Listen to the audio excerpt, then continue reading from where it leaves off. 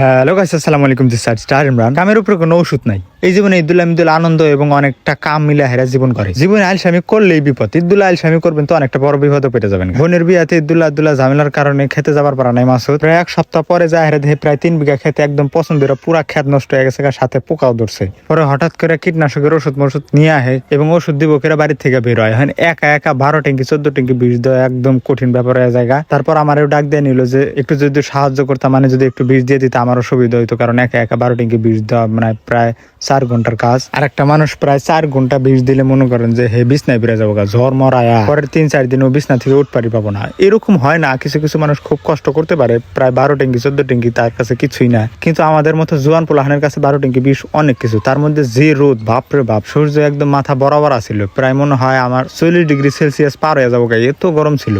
যাই হোক, তারপর বিষ দেওয়ার কার্যক্রম আমরা শুরু করে দিই। আস্তে আস্তে পাইপ এগুলো সোজা নিতেছি। আর মাঝখানে আমরা প্রায় 2 জন মিলে 4 ট্যাঙ্কি বিষ দেওয়া আমগো শেষ হয়ে জায়গা। অতিরিক্ত রোদ ছিল তো, বিষ টিষ গুলে শুট করার মতো অন্য কোনো মানুষ আসছিল না। পরে আর কি করবো, ওই 4 ট্যাঙ্কি বিষ দেওয়ার পর 2 জন মিলে একদম হয়রান হয়ে জায়গা। আহেরা পরে জুত করে দিলে বইয়া থেকে জুড়ায় লই। আর মাঝখানে মাসুদ আবার অন্য 2 বিঘা ক্ষেতের জন্য বিষ টিষ এগুলো গুলতে আসছিল। আমি দূর থেকে ভিডিও শুট করতেছিলাম।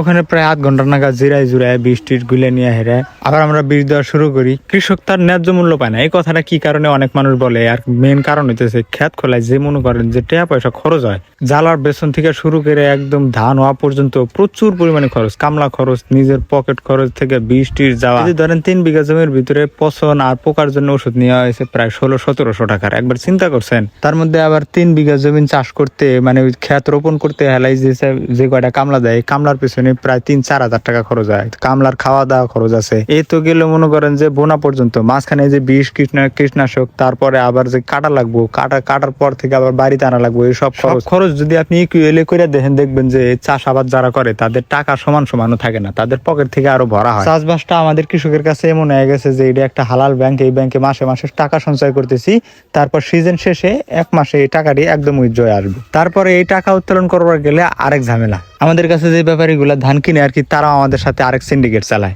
ধানের বাজার যদি থাকে মনে করেন যে 1600 টাকা, আমাদের কাছে নিয়ে যাবো 1200-1300 এরকম করে। তাদের নাকি 200-300 টাকা গাড়ি ভাড়া, কামলা খরচ এগুলো যায়। তাদের কথাও যদি ভাবি, আমাদের কথা তো হয় না, আমাদের সাথে তো এটা হয় না। আমরা ন্যায্য মূল্য কখনো পাই না। এটা কি হইলো, আমগর কৃষকের হাতে বরাবরই এরকমই হয়। তারপরেও আমার বলাতে তার পুরা বাংলাদেশ ঠিক হবো না। ভুল টুল থাকলে সবাই মাফ করবেন। বললাম কারণ আপনার দিমাগ আপনার তারিখে সে চলতা হয়। যাই হোক, অবশেষে প্রায় 4.5 ঘন্টা পর আমাদের বিষ দেওয়া শেষ হয়ে জায়গা, মানে কীটনাশক ছিটানো শেষ হয়ে জায়গা। অবশেষে আমরা বাড়িতে আইয়ে পড়ি। আর মোরাল অফ দ্য স্টোরি, কোনো কাজের তালে পড়ে অন্য কাজে কখনোই আলসামি করবেন না। এতে দেখবেন যে কামটা আলসামি এক গাড়ি করে ফেলায় রাখবেন, ওই কামটা এক সময় যা বড় সংকট হয়ে গেছে। তো সবাই কাম করুন, সুস্থ থাকুন, ভালো থাকুন। আসসালামু আলাইকুম।